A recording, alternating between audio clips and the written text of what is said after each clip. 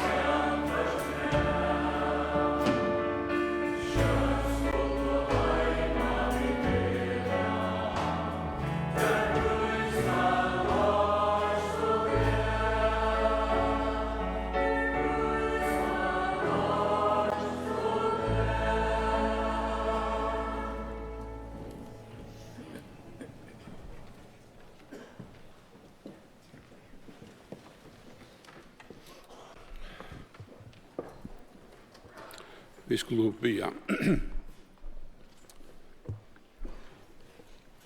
Gåve god og feir okkara i himmelen og gjøkne Jesus Kristus, din son, kommer vi framför til hesa stund. Og vi bya til at du vi tog noen valsiknaja, gåve anta vilt være middelen okkur.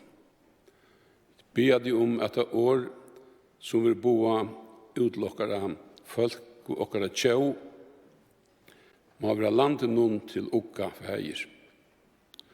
Vi takkar deg for Jesus Kristus, at du komst nyer her, at takka okkara døm og deg og til.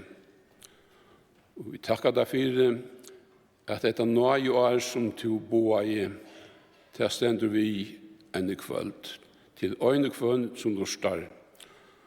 Vi et radiotøl i landet, av skipet, eller utanlanda ut i heimen. Sikk nokken ødel signa øynekvann som lustar. I navnet tøynun Jesus Kristus ber vi til. Amen.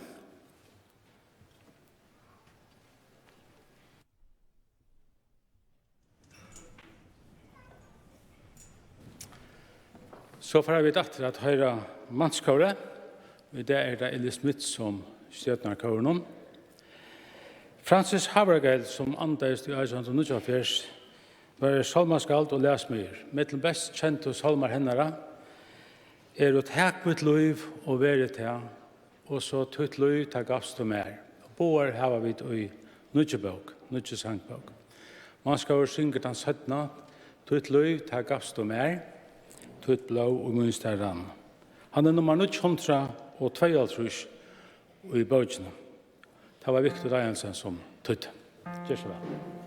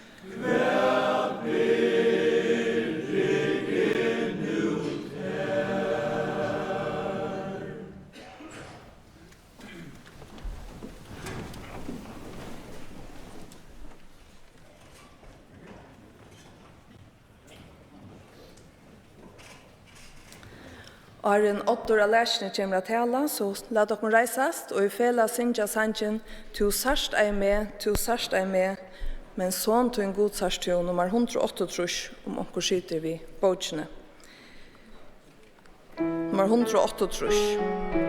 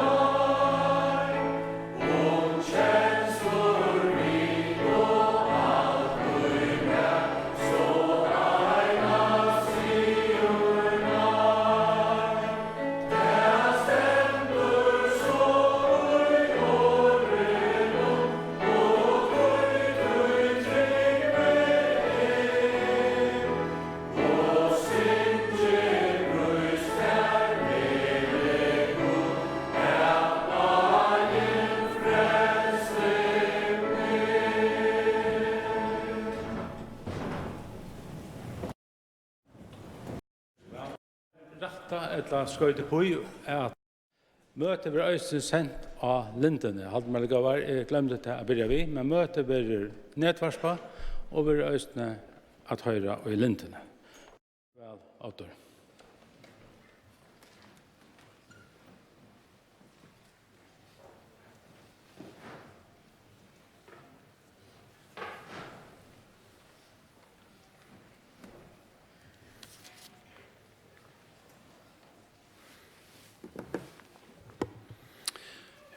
Gåan dagen. Det velsignet å være sammen med dere i det. Og har vært sammen med dere hese dagene. Nå, tid som har vært vi, tid vet at høyte for hese stevnen at møte god verset som tid ur Amos kapitel 4. Og da man leser i Jöknen Orkods og Jöknen skriften her, så sier vi at det nekker imiske mater som folk møter gode. Vi sier vi til at møter gode, så det ganske avhåverst å spørre hva hukser til så, hva merker til, hva vil det si at møter gode. Vi leser om at Isaias møter gode i en mildon sove, og så her han øysene kommer vi elde, Moses møtte god i sin hatt, og vi leser om de som møtte Jesus, som jo god sjølvor. Han møter mennesker ved større omtrån, og i gjør noen kjensler og personlige åpenberinger, og i gjør noen andre mennesker. Men kanskje det sterkeste beskrivelse i åregods av en person som møter god til ta i Isaias profeter grøye fra, hvordan det var til han møtte god. Og det var ikke hyssen i henting. Vi leser i Isaias kapitel 6, her som Isaias selv grøyer fra hans i henting. Isaias kapitel 6 og vers 8 sier så her: «Ta are og i Ussias konger døye, sa Harran.» Ussias har vært konger i 32 år i Israel. Og til å kunne lese om det, at det var kanskje den beste tøyen i rydden. Han har vært konger i Judarydden i 32 år. Og det har vært en utrolig framgangstøy. Det har vært stabilitet og politisk. Og det var en øyelig framgang, og det gikk vel. Men så enda i det, vi vann for Ussias. Han setter seg selv for høyt, og yngst jeg at han som fører inn i tempelet, eller offra, og pressen sier, det kan du ikke til tøyne gjøre, men han ville gjøre det, og han var slien med spedalsko, og enda i lyset i vann Stått etter, sånn hans han måtte takke iver, og stått etter så døy Ussias konger. Og jeg kan øymynda meg, hvordan prater vi være rundt Jerusalem og i Juda. Hva bløyen jeg har skrivet om, hvis jeg hørte bløy, hva postalene hadde skriva. Nei, det hadde jeg nok ikke ta, men hva var det diskutere, hva var tøytninger mye. Og så leser jeg om at han Ari slapp Isaias og suttja kvann, Harran. Og da stender til Ari Ussias konger døye, sa i Harran, sida i ekvlige høvun hasette, og sleip kapo hans her fylte tempel. Og han beskriver det videre, Serafar stod rundt han 6 vanger hei kvør til enklar. Vi tvøym og fjallte han anlite, vi tvøym og fjallte han føttene, og vi tvøym og flei han. Hese skapter til at flikva rundt Harran. Det tar enda mal. Og hva gjør det? Tar røpt og kvør til annan. Høylavur, høylavur, høylavur Harren god herskerana. Ødl gjøren full av dård hans herre. Det som om det det som tar hem at gjøre, og så høylaver god, at har kunne ikke gjøre noe annet enn å flikva, fjalla anlite og råpa etter hver øren, hvordan høylaver god Før man nødt til hebraiska avhåverst, eller jeg merker til at da man skulle av hebraiskon bruka hette at sige, vi sier sera, det ekvelige, for å legge dette styrkjene og gjennom lysingeråret. Man kan være sterskere, så kan man være sera sterskere, og ta vanligt av hebraiskon, la være hvordan at entertake året. Ser. Man kan säga øyelig, eller høylaver, for jeg sier ser høylaver, og her det særstakt at det vil tidsi opp at det trutja fer. Grunden, vers 4, under dora støvnen skalv, ta i råp i ljøaie, og huset fylltes av røyk. Nå, hvis det var hvis jeg slipper god, møte god på handamaten, vi blir ångt ut her. God kan jeg slippe suttja til. Og ångt ut synsja vi til, ganske åttan å hukse okken om.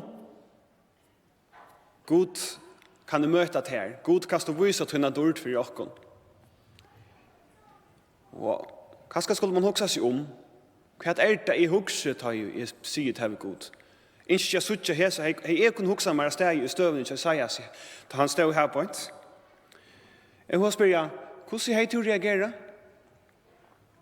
Har du sagt, nå, takk, endelig, jeg har øyne ikke å spørre deg om. Jeg har nemlig spørre deg om akkurat det her hendingen her på et, da jeg usiast døye.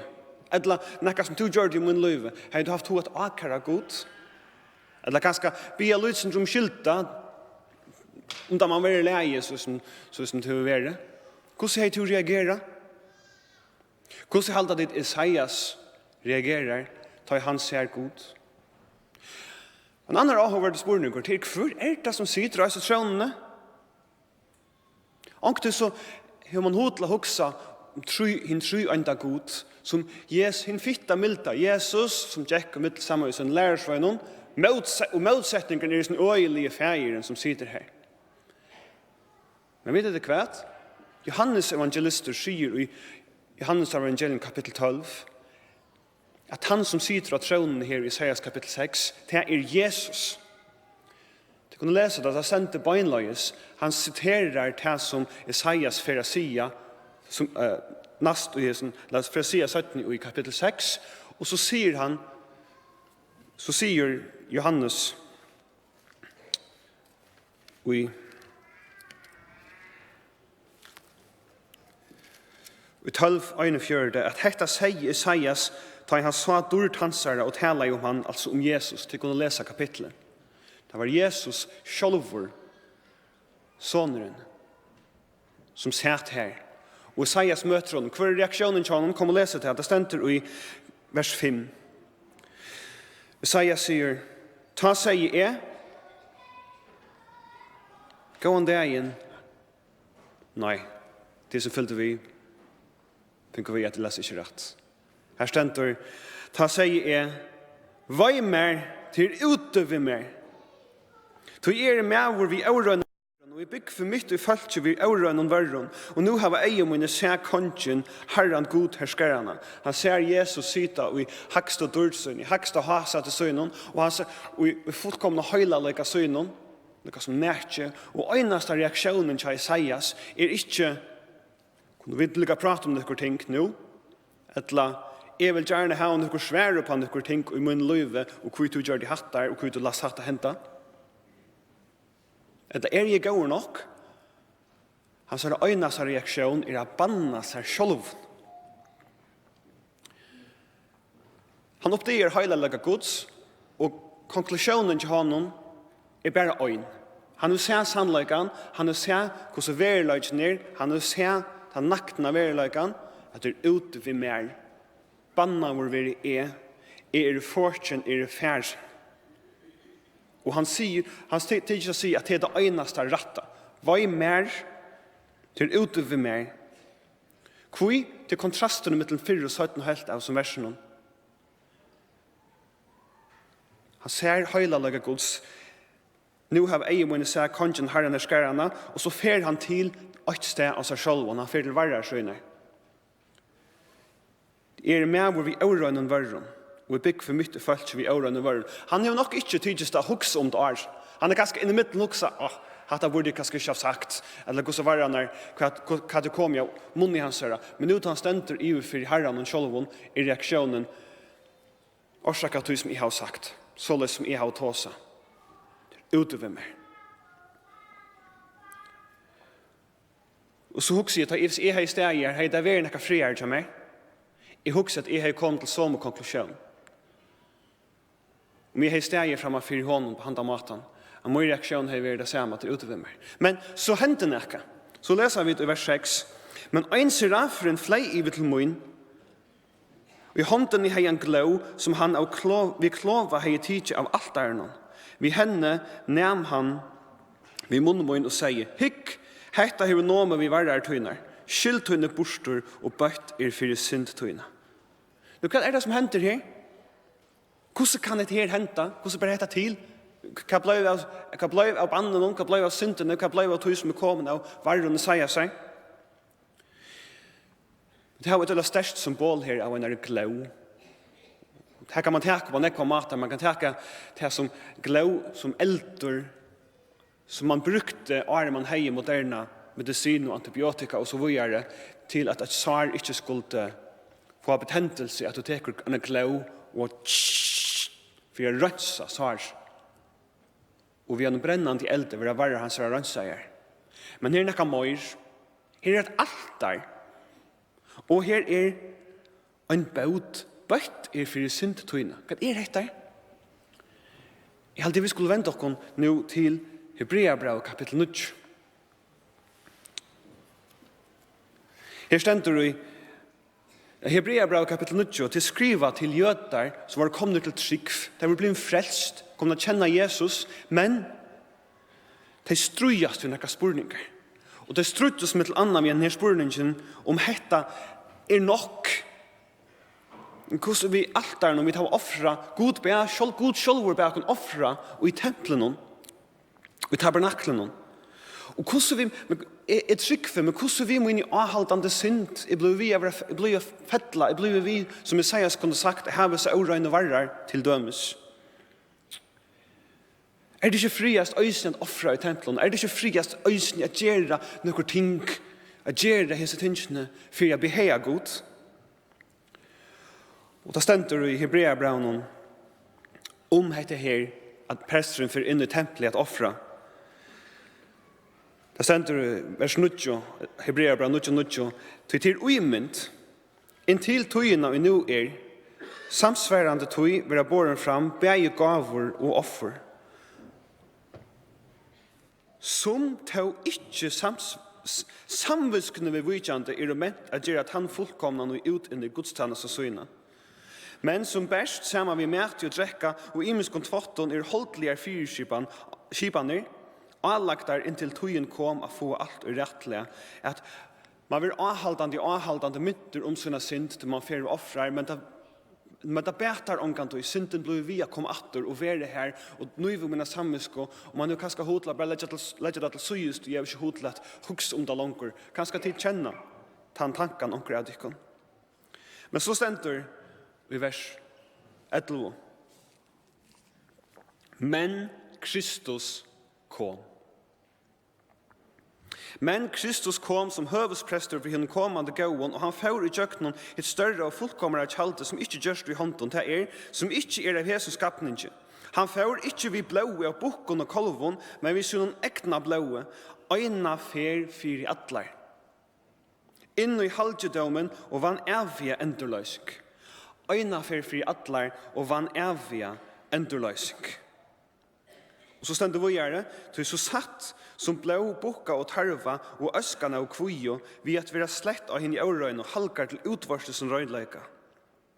Hvordan benga mer skal da ikke blå Kristusar, hans er som i evige anda, bærer seg sjølvan, lysta leisan, fyrir god, rønsa samviskotikkare fra deg og verskon til at henne hinnom livande god. Hvordan vi syndene til Isaias, hva fører?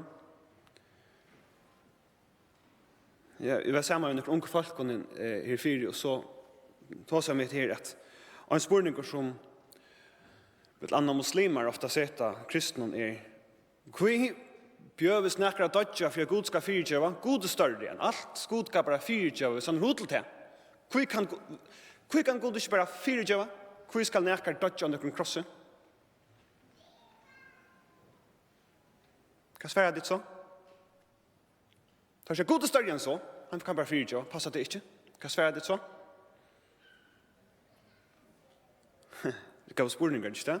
Så sier vi, og sier til hvis unge folkene, så sier jeg, du beter tjever skriften noe svære på det. Hvis en unge mer sier, gjør hun det?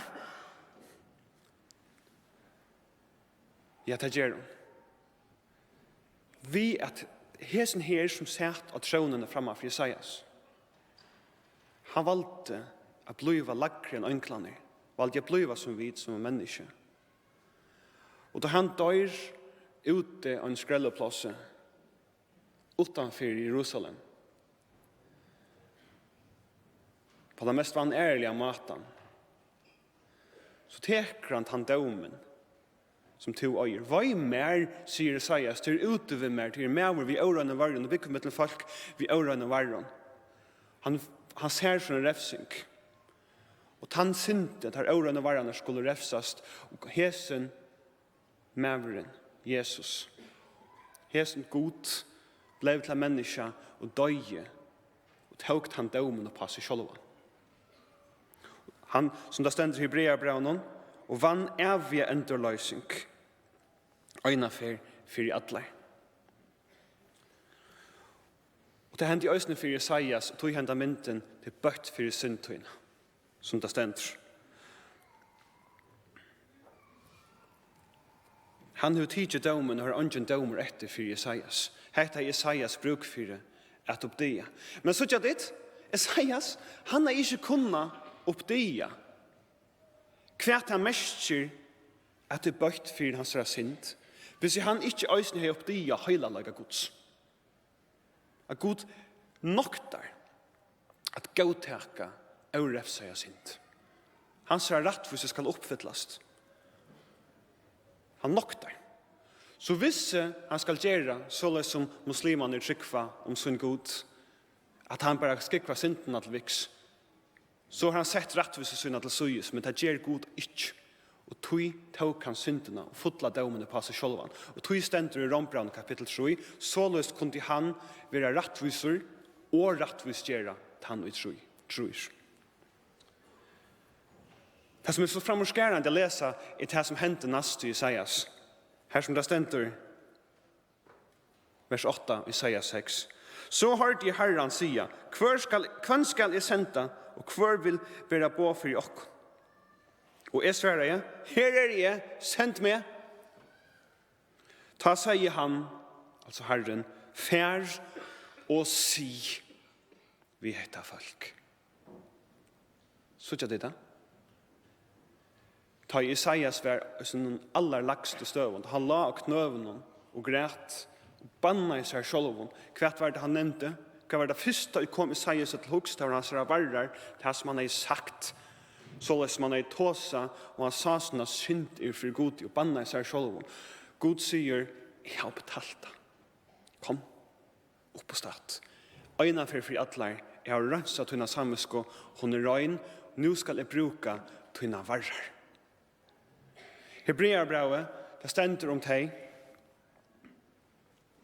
at de var vant for å reka bostur, stender i Hebreerbrevet, kapittel 2, vers 8. Å reka bostur.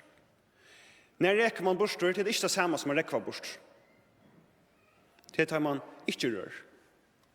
Og ikke gjør om man reker bostur. Kanskje to lustar, og to legger mest til at to ene for som teg, som Hebreerbrevet skriver til, at to troer, og du trust, du takst det møter, men du er rikjen borster. Tårer du at råpa av god? Tårer du at si av god, jeg kommer igjen nødgjent til tøyen. Er du bensjen fire at det får henta som Jesaja seg, her så mange år som er færen, eller henta tøy som er færen, her som du hei årøyne varrar, eller årøyne, jeg tukker sukker seg sjolver, du kjenner det kanskje sjolv. Og jeg får enda her og sier, til utover hva er mer? Han teker sånne glå, han sier, jeg har bøtt for syndtøyene. Isaias sier 17, God sier 17 til Isaias 44-22, han sier, vent vi, tog at jeg har frelst dere.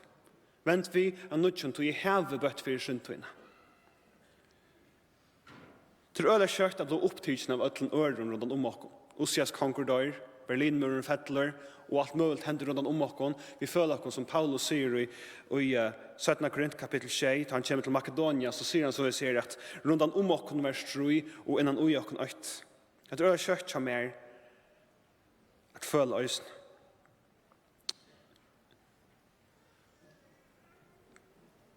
Isaias, för att han skulle uppleva detta, att Gud skulle säga fär och si, jag ska bruka det, så måste han uppleva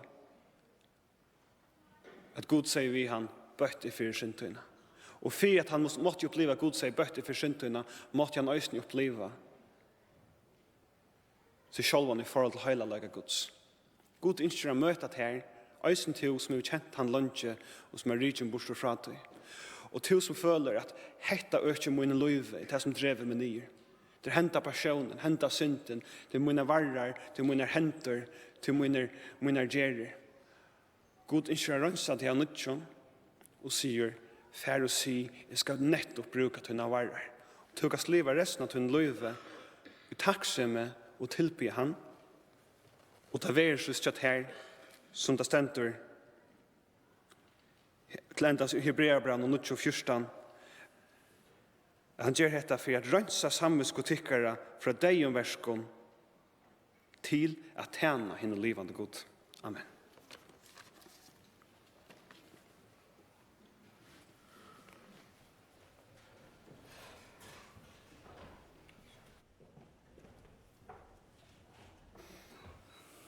Tack för det, Oddur. Johnson Oatman som døde i Oklahoma og i USA og i 1922 har skrivet flere enn 5.000 salmer og sanger. Og vi så heppende av å tutsi av dem og nødse sangbøk. Han skriver i hendan som Sakariasen tuttet til først at i seinasta degi tja Guds følge her, ta i skudjon vart eia Jesus her. Vi får høre Manskórið synja til sangren nummer 1255 i Nudjebøk. At i seinasta degi. Gjør så vel.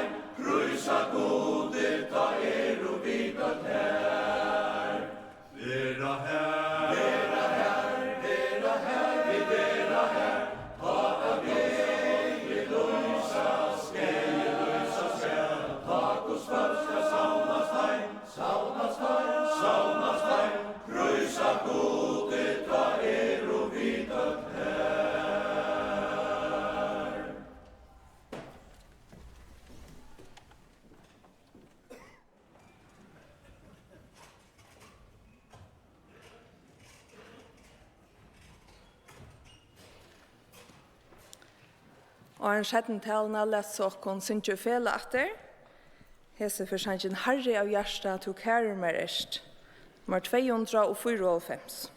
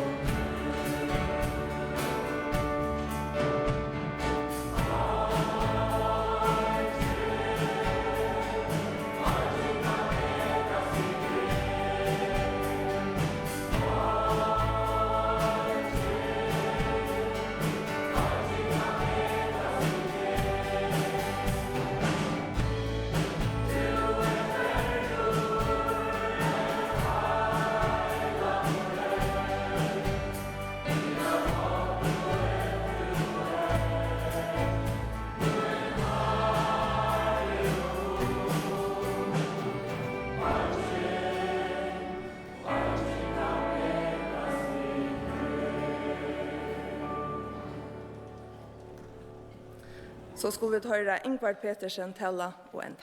Gjør så vel.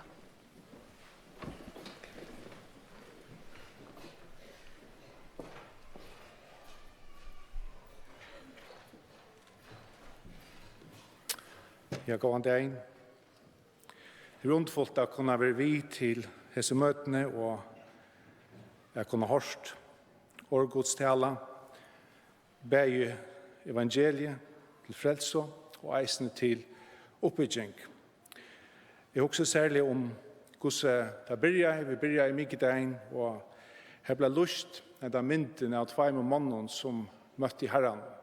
Den fyrre var Saul, som Paulus, som en fortjent i evangeliet, som arbeider og møter Harrin. Og han møter Harrin og Jesus Kristi av til Damaskus.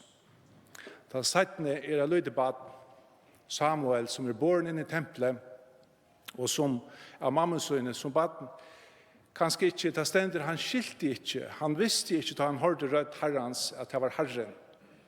Og jeg trykker vi at alt vi som kjenner Herren Jesus Kristus som okkar frelsere, kommet til Herren, og på en eller annen måte innenfor hæsar rammenar. Entil fra en bultrande løyve, eller vi stitteslige båren framfor Herren, og har lært han å kjenne. Men etter visst, som vi tok som hesa mynd som just lyst av Isaiah seg, at bæg for dette luttlabattene og for hendan bultrande motståmann evangeliens, så var det nøyen. Så var det nøyen som skulle til. Jesus sier i fjallapratiken, han sier, særlig hinne fatak i anda, Og dette året som brukt fatak i andre til det samme året som brukt mengan i Gamla testamentet om at han som kan komme fram for Herren må komme vid sundebrott med hjärsta. Vi kommer ikke i okkar egnu rattvise som så vel lust vid mynden av Isaias, enda nøyen som skal til. Og jeg trykker vi for alle okken som kommet og kommet å kjenne Herren Jesus Kristus, så løy vi ånka det vært av samme atter. Vi leser i Salme 139, og jeg kjenner meg selv av nøysen her, da David skriver et her fra vers 6-12. Han sier, hver skal jeg fære undan antatøynen, og hver skal jeg flytje undan asjontøyne. Fære opp til himmel, så du her. Reier meg og lever i deg rutsen, ja, så du her. Tætje i vantjer morgenroans og feste bygg vi Idstamark havsens, så leier håndtun mi hervi, høyre håndtun helder mer førstum. Og sier myskre skal fjæla med. Ljós rundan om skal være nått, så heldur ikke myskre til nått, og nåtten bjørst som dævren, myskre som ljóse. Vi da eisen hørst om møten om hva det vil tås om myskor og ljós. Og jeg just hendt hatt det eisen ver i troarløvnen at anketøy tar det ved skam, synd og ting som har skilt okkom fra en god fellesskap ved Herren, så har man vært i hese skammen, og man yngst god ikke vil se seg, men selv ta, ser god. Tøy nøyen rævr, det god nøyrygg. Det ble eisen nevnt høstmorgenen, og det næga som ligger med hjarta, som jeg har hukt nek vet til, det ble tås om siner kåra. Hese meaver som vi leser om i 4. Mosebok 26, som vi nøkron øron kåra Abraham og Datan gjør de oppreistere mot Moses, og som god tog, og han lette være sluktar opp av hjørne. Og det stender at all familie terra får vi taimon.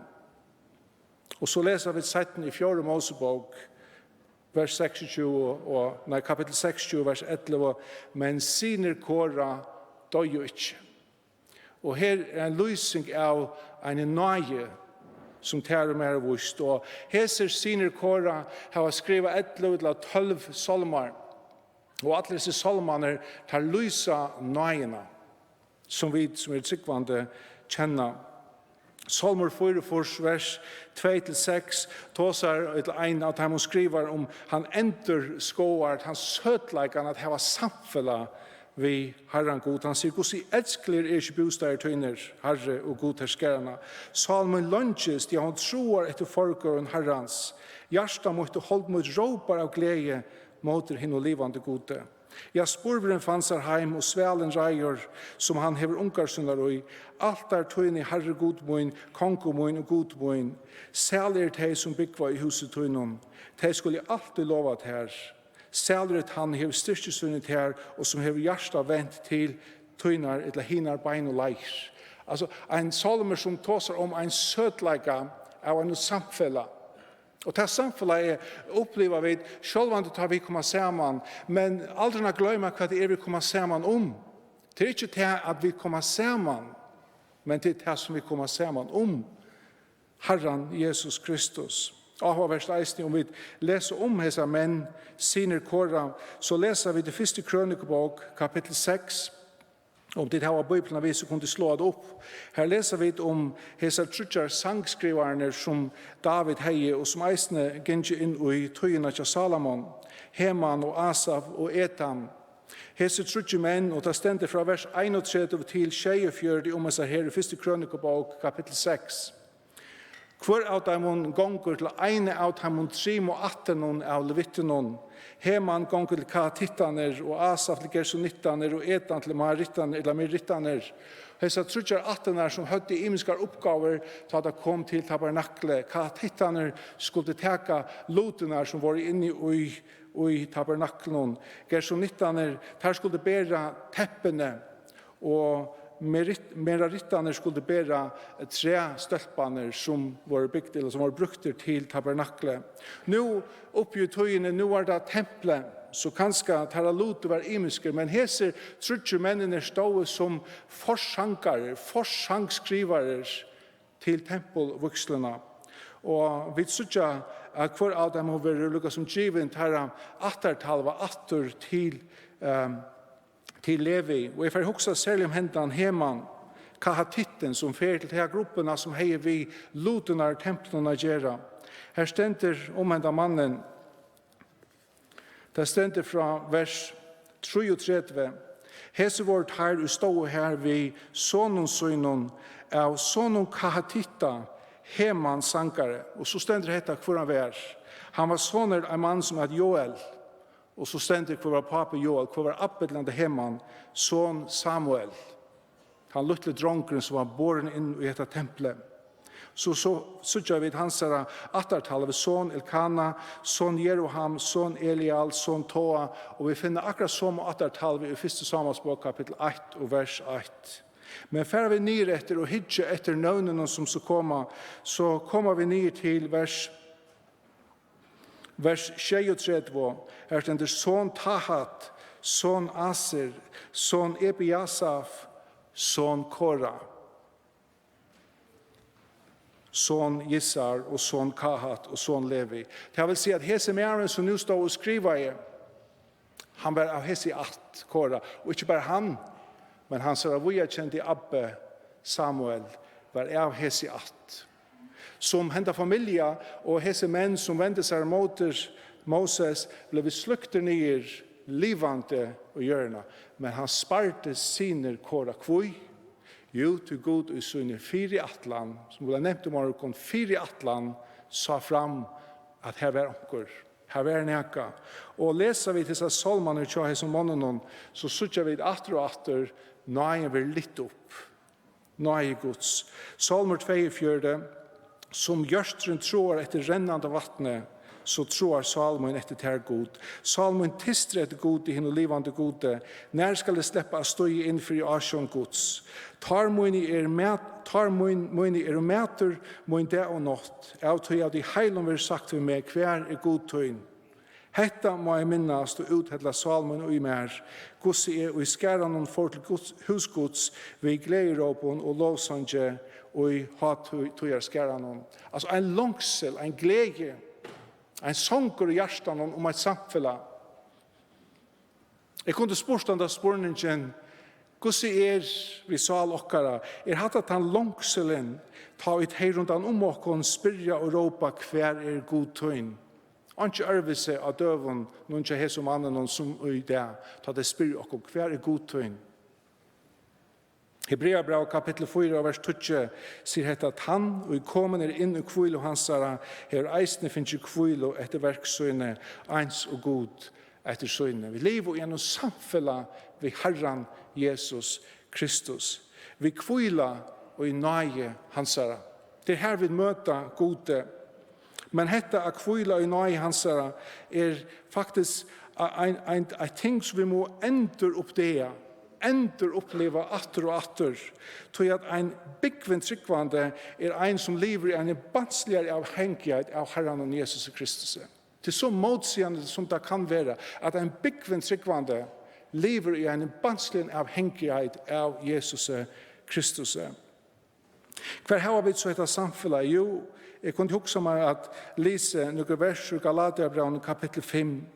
Det ble lyset nækker Galaterbrevn i morgen, og hette atter veker henta hoen oppi meg, kapittel 5 og vers 15 og 16. Atter tror vers som mer så ekvelig kær, tror jeg at hette forklarer nækker firmaer som jeg haft ringt via skilja. Her sier Paulus ved Galater, han sier, jeg sier, livet i andanon, så fullfra tid ikke gjernt holdsens. Livet i andanon, så fullfra tid ikke gjernt holdsens. At han heter i vers 16 forteller han okkur om en naturlov. En naturlov som gjelder i ødlund livet til okkur. For en einstakken av okkur, han sier at tog holde gyrnast mot andanon, og anden mot holdenon. Hese standa kvart ørne måte, 4 at hit skulle ikke gjøre det som tid vilja. Nå tar vi lese dette, så det en som har stendt, ja, men gosse skal så sleppa bort ur hesson. Jo, sier han i vers 18, leias tid av andanon, så det ikke under lovene, altså det vil si under hese lovene, hese naturlovene som sier at de kunne ikke gjøre det som de vilja. Lika med å holde arbeid mot andanen. Og hvis jeg ikke lever i andanen, så er jeg ikke for å gjøre det som jeg eier å gjøre. Og tøyre så med det området tar vi hittet ned at vi får om den rette endan.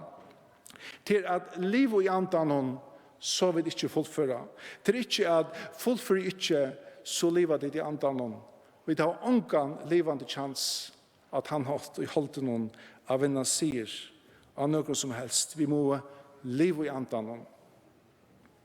Hette den samme antallige troen som Paulus tåsar om, og hette samme prinsippet han nevner i Rombraun 6, vers 21, han sier dette, så finner jeg nå til lov til mer, jeg som vil gjøre hitt gåa, at hitt ytla mer tjastat. Jeg får ikke, jeg klarer ikke.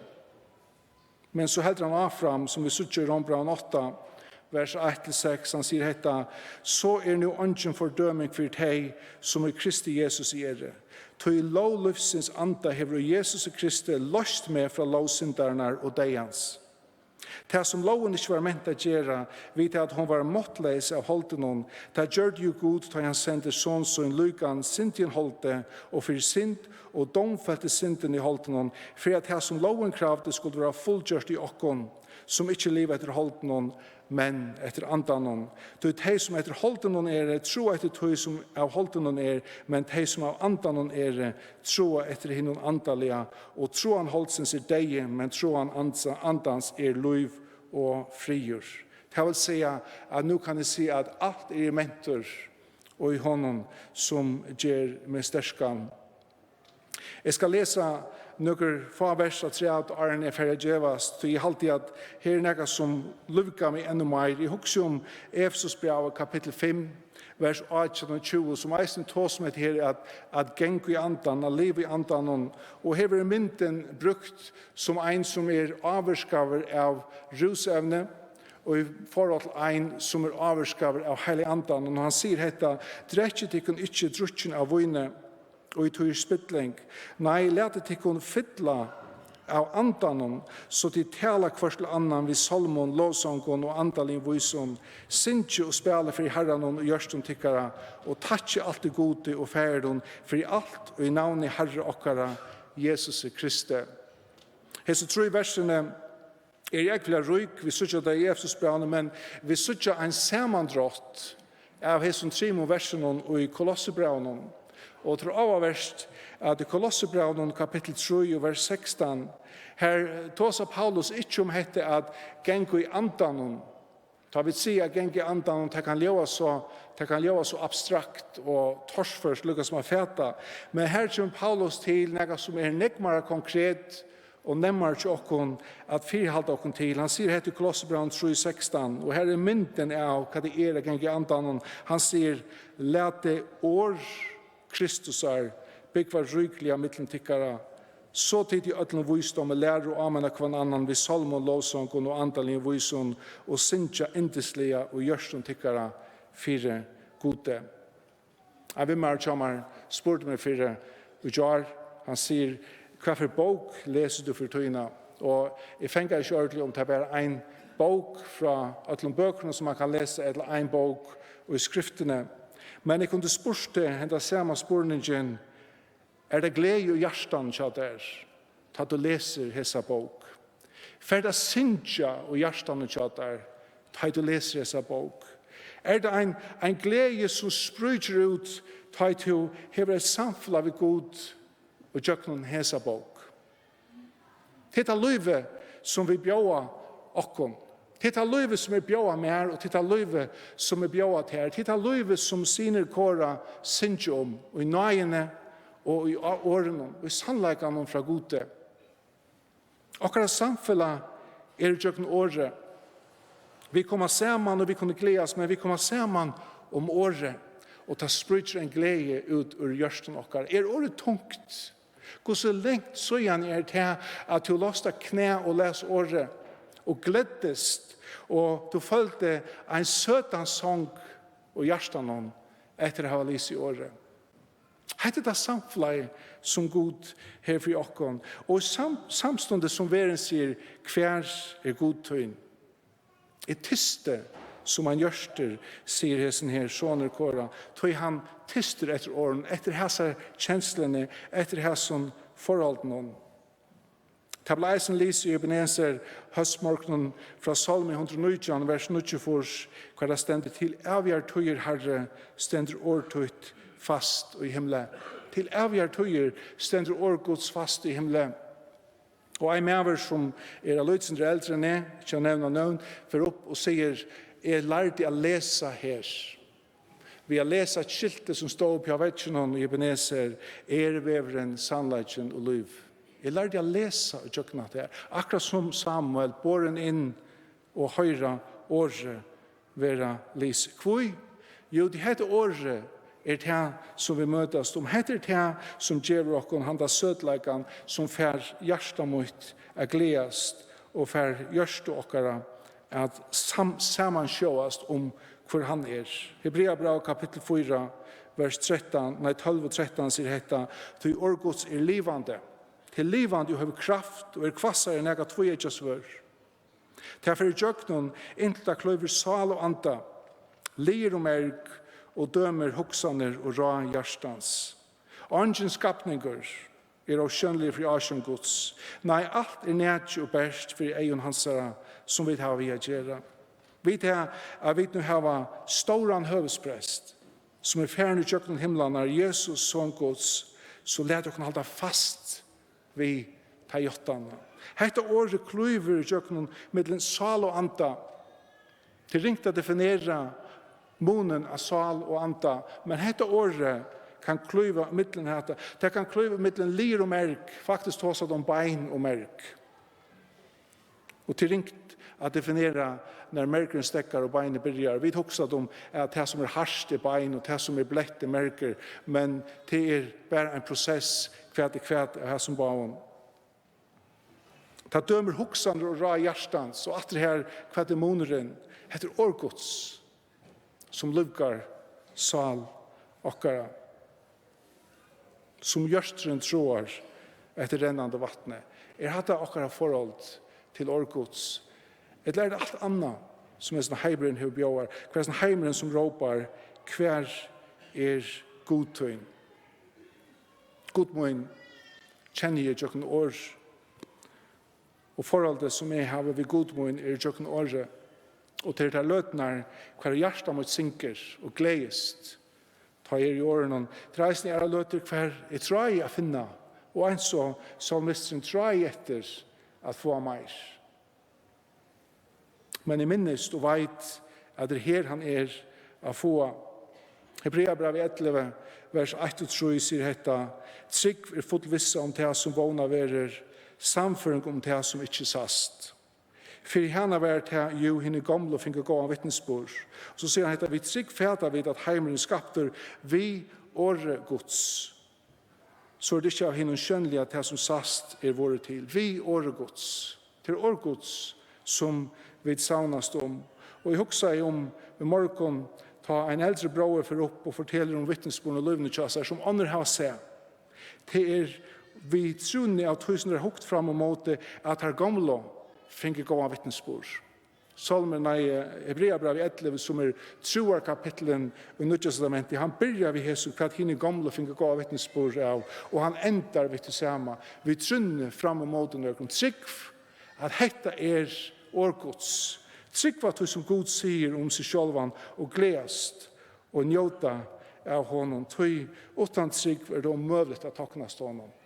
Utan trygg det omøvligt at oppnå næka. Så hvordan møter Gud og hver møter Gud? Jo, jeg møter honom i nøyene og i årene. Og her kan jeg møte Gud som en tryggvande og njóta av et bansligt samfunn vi han. Et banslig avhengighet og samfunn vi han. Og at han hatt kan hjersta mot og hjersta til et gledest og sprydjast ut som et evangelie til andre mennesker. Det dere bya. Alla god vid takka der for at en affær kunne vi være sammen og ha nått til år. Takk, gå for herre, vi har i skriftene døme som Paulus, døme som Samuel, vi har døme som Isaias, og mennesker Gustav møtte til her. Takk, Harri, at alt som kommet til å personligt trykva til Herre har møtt her, til en eller annen hatt her.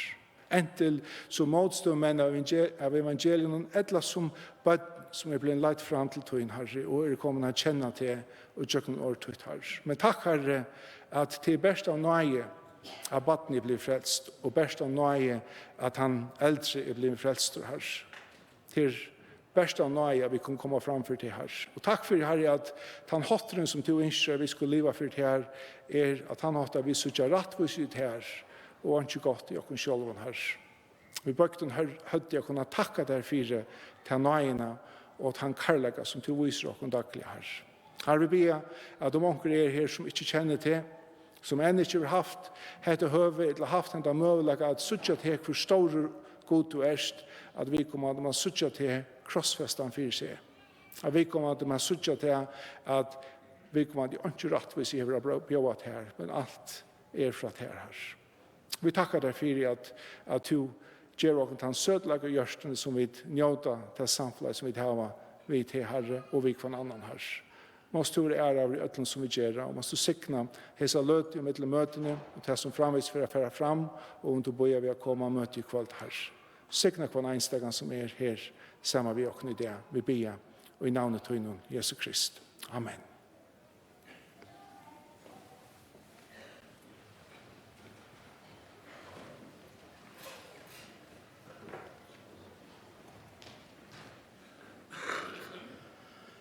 Takk for Ingvard.